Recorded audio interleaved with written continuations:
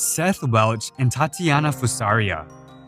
Tatiana Fusaria and her ex-husband, Seth Welch, were both convicted on charges of child abuse and murder in the death of their 10-month-old daughter, Mary. Mary's death was the result of malnutrition and dehydration. Prosecutors alleged that the infant hadn't been fed in days, having gained only a single pound in the 10 months since her birth.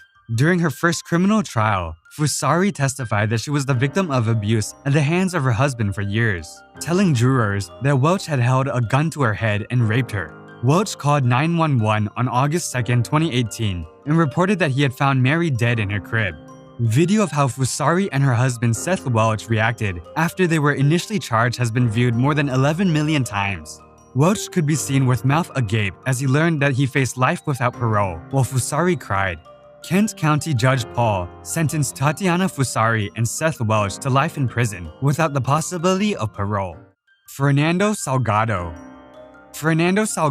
pleaded guilty to felony assault with a deadly weapon and to one count of attempted sexual assault with a foreign object, which would require him to register as a sex offender. However, prosecutors agreed they would dismiss the sexual assault charge in exchange for his testimony. Fernando Salgado calmly pleaded not guilty to the two charges relating to separate classroom incidents at A.B. Miller High School, but exploded when ordered to remain in jail until July 9. Wearing a green jumpsuit, which indicated he was in protective custody, he can be seen crying and yelling. "Get me out of here! Get me out of here!" yelled Salgado as he cried out, "I want to go home so bad," to his family and friends who had arrived in the courtroom to support him. Salgado would still be on probation for 3 years and serve 180 days in jail on weekends after his testimony. If the case had gone to trial, Salgado would have faced 4 years in prison. For his guilty plea, all other charges were dismissed and he was released from jail. He was being held on $200,000 bail at the West Valley Detention Center. If he does not testify truthfully, the full sentence may still be imposed and he would be required to register as a sex offender for the rest of his life. Keandria Cook. This is Keandria Cook.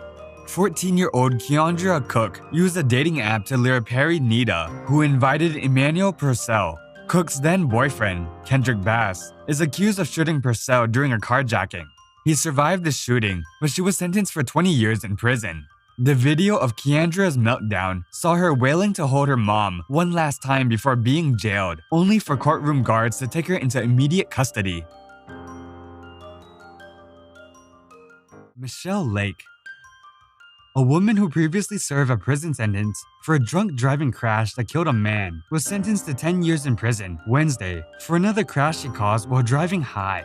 Judge Patrick Dingelacker sentenced 35-year-old Michelle Lake for 1 count each of vehicular assault and aggravated vehicular assault during an emotional hearing that included testimony from Lake, the father of her child, and one of the victims. Lake was driving north on Lafayette Avenue in Westwood at about 9:32 a.m. on December 6, 2018, when she went left of center and hit an oncoming vehicle, seriously injuring the driver and a front seat passenger.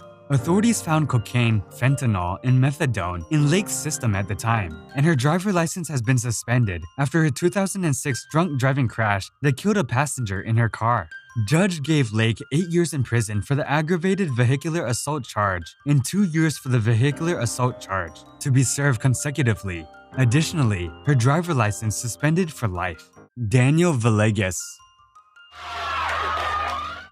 Villegas faced capital murder charges in the 1993 shooting deaths of 2 El Paso teens and had already served 18 years in prison before his conviction was overturned. Villegas' first trial in 1994 ended in a mistrial. The next year, he was convicted by a jury of capital murder and automatically sentenced to life in prison because prosecutors had not sought the death penalty. After his 18 years in prison, the 1995 conviction was overturned by an appeals court in 2013 and a new trial was ordered. The jury of 7 women and 5 men deliberated for about 9 hours, starting Thursday evening and lasting through most of the day Friday, before reaching their decision.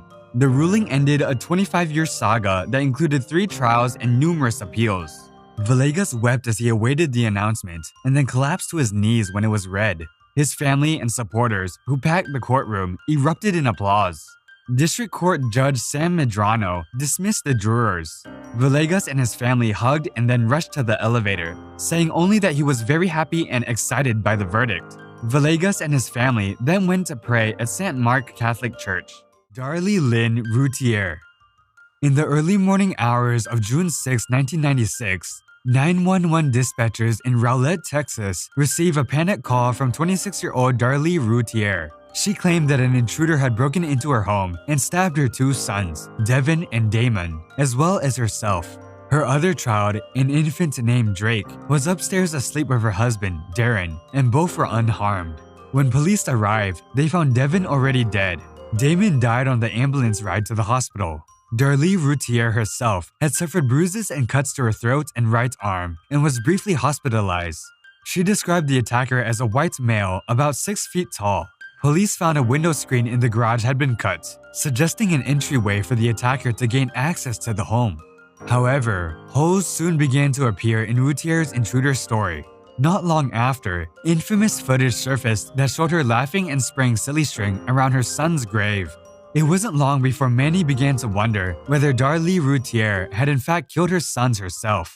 Forensic analysis showed evidence that was inconsistent with what Darlie Routier had told the police, and suspicion began to form around her. For starters, the murder weapon was a knife that had come from Routier's own kitchen, which raised suspicion that there had really been an intruder. Secondly, a motive for the break-in was unclear, but it seemed unlikely that it was robbery, as there had been many valuables lying out in plain sight that had not been taken. Routier was arrested and charged with premeditated murder. Darlie Routier was found guilty of the first-degree murder of Damon on February 4, 1997, and sent to death row. That was it for today's video. If you want to see more videos like this, subscribe to our channel and hit the like button.